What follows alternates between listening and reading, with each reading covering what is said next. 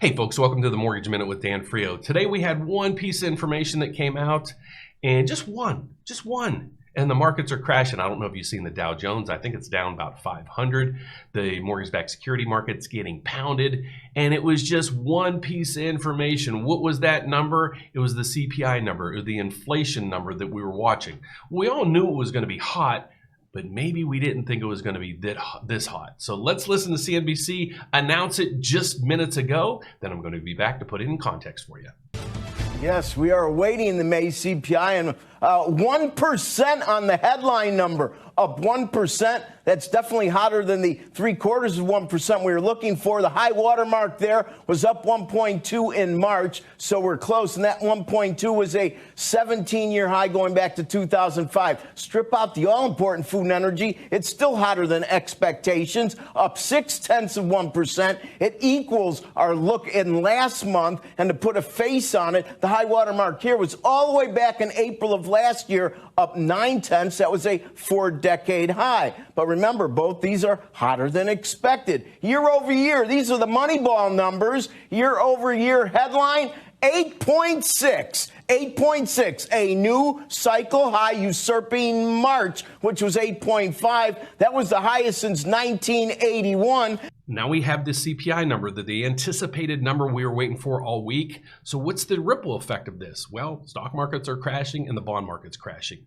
Let's explain why. Okay, the biggest thing here is basically the whole economy is overheating. Actually, the whole world is overheating. So the Federal Reserve, and they're raising rates to kind of taper or slow down activities. But when rates go up, it makes the cost of everything more expensive. But what you might not have thought of, it increases labor cost.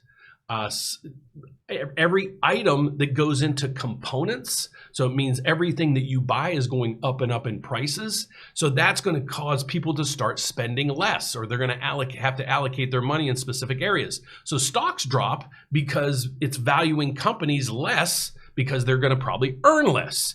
And in the bond market that we watch for the mortgage-backed securities or mortgage rates, they're getting crushed right now because mortgage rates and rates all over in general are going up and up and up to curtail inflation, to start putting a halt on all the price increases. If you just heard that, that means some lender just posted and they raised their interest rates. So let's get over to the news so we can dissect all this for you. So here is the live feed from the MBS market. This is the bond that trades on Wall Street. That is the biggest component of the mortgage rate. Okay, so let's refresh this and see where we are. We are down 75 on the live feed. Okay, and I'll put all this in the context for you in a second, I promise you.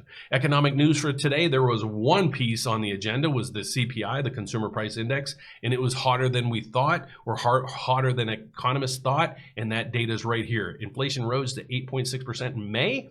Highest level since 1981. So what's this really doing for mortgage rates? Because that's why you're here. Well, it's right over here. This is what's going on with a mortgage-backed security bond, the bond that trades on Wall Street, that's yield is the biggest component or the biggest part of the mortgage rate. So when this number here goes down, mortgage rates go up. The bigger this goes down, the more rates go up. There's an inverse relationship.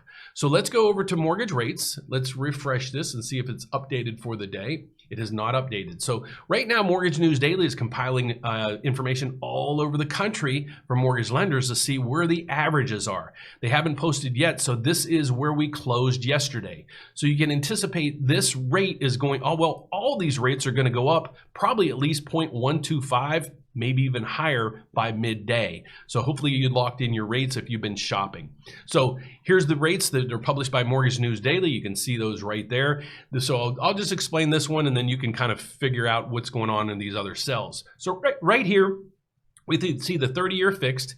It was up 0.06 from the previous day, coming in at 5.55. So here's all the rates that are posted. These are not any bank or any lender's rates. This is the national average. And I post these just so you can see the direction that they're taking, okay? And basically how much of an adjustment they're making. It's kind of like the Dow Jones. If the Dow Jones is up maybe 10, your stock's probably not doing much. But if it's up 1,000, your stock's probably doing very well. Same thing on the opposite direction.